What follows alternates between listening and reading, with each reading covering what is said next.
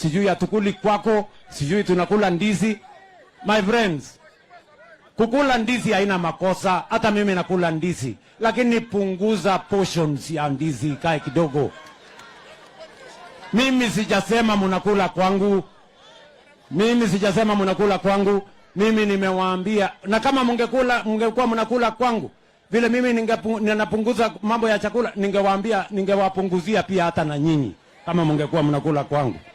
Ile kitu tu nimewaambia ni kwamba hata mkikula punguzeni na mfanye exercise, ndio mkue alert. Muwache kulala kiholela kwa mikutano, mnaharibu hewa bure kabisa.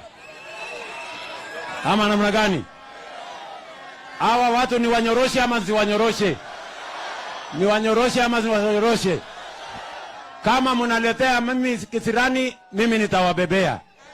Ama namna gani?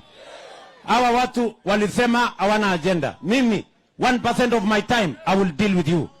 99% of the time nitafanya barabara, nitafanya affordable housing, nitafanya market, nitaunganisha stima, nitapanga Kenya isonge mbele. Tuendelee ama tuendelee?